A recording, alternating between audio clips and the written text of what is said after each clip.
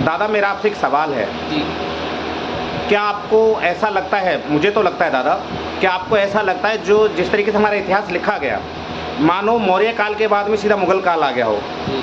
हमारे आज भी 90%, 90%, 95% हमारी युवा पीढ़ी ने तो छोड़िए, हमारे जो हमसे बड़ी पीढ़ी है उन्होंने भी चेर, चोल, चालुक्य, कलचुरी, ओड्र, पौंड्र, चिन्ह, किरात, ये जो प्राचीन क्षत्रिय हैं, जैसा कि अगर आप हर्षवर्धन वाली किताब पढ़ेंगे तो वहाँ लिखा हुआ है कि प्राचीन क्षत्रिय, तो इनका नाम भी नहीं सुना होगा। तो इस बारे में क्या ये वाकई इतिहास के साथ खिलवाड़ नहीं हुआ दादा?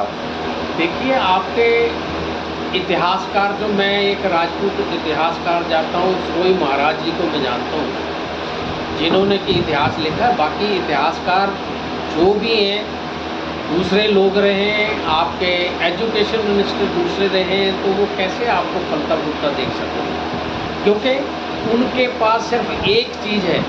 आपके पास बड़े हैं, कोई बजरंगबली पूज रहा है, कोई माता पूज रहा है, कोई शिव जी पूज रहा है, कोई कृष्ण को पूज रहा है, कोई राधा कर रहा है, तो आप बटे हुए हो। तो आपका इतिहास तो ये तो शुक्र है कि आपको पता चल रहा है, हमारे बच्चों को या हमारे पोतों को ये भी नहीं पता रहेगा।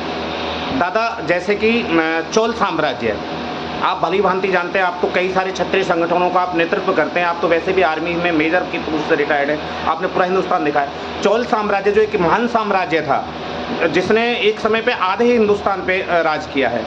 या फिर ओड्र वंश हुआ, जिसके नाम पे उड़ीसा देश आज भी बसा हुआ है। अगर आप प्राचीन उड़ीसा का इतिहास पढ़ेंगे तो महाराज ओड्र ने ओड देश बसाया, ऐसा लिखा हुआ है। या कलचुरी, या फिर विडम्बना कहूँ कि जिस महाराज के नाम पे विक्रम संवत चलता हो, वीर विक्रमादित्य, अगर किसी नव हम बच्चे से पूछने लगें तो वो लोग नहीं बता पाते हैं। तो दादा इसमें आप किसका, मतलब युवा पीढ़ी का दोष है या हमारे किसका दोष है दादा? देखिए, ये सारा हमारे समाज का दोष है, ये हमारे पेरेंट्स का दोष है जो बच्चों को समझाते नहीं है। मैं आपको एक आपका जवाब देता हूँ कि कोई 15-20 दिन या 1 महीना होगा, मैं अपनी सोसाइटी में घूम रहा था, तो एक छोटा सा बच्चा, कोई 6-7 साल का बच्चा आया, मेरा वो देख के बोलता, देखो पापा देखो, वो सांता क्लॉज जा रहा है। मैंने आके उसको, बच्चे को भी बुलाया, मैंने कहा बेटे इधर आओ। उसके फादर को भी बुलाया, मैंने कहा भाई साहब मैं ऐसे ऐसे मेजर राणा हूँ और राजपूत आदमी हूँ। मैंने कहा ये इस बच्चे की गलती नहीं है, ये सांता क्लॉज को देखता है ऐसे। क्या आपने कभी बोला कि महाराजा दशरथ ऐसे थे? या कभी आपने बोला कि हमारे फलाने ऋषि जो थे वो ऐसे थे, दाढ़ी रखते थे, ऐसे वो रखते थे? या उदयपुर के महाराज साहब जो हैं वो ऐसे लगते हैं? क्योंकि इनको बच्चों को पता ही नहीं, इन्होंने सांता क्लॉज देखा तो इनको यही पता दाढ़ी जिसने रखी हुई है वो सांता क्लॉज है।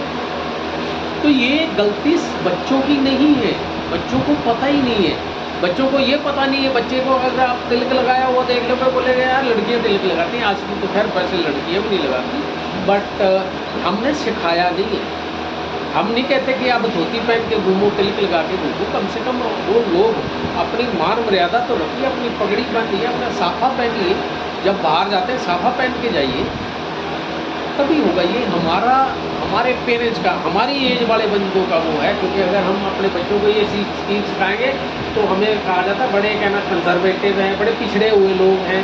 तो हम अपने आप को मॉडर्न बनना चाहते हैं, वो कारण है और कुछ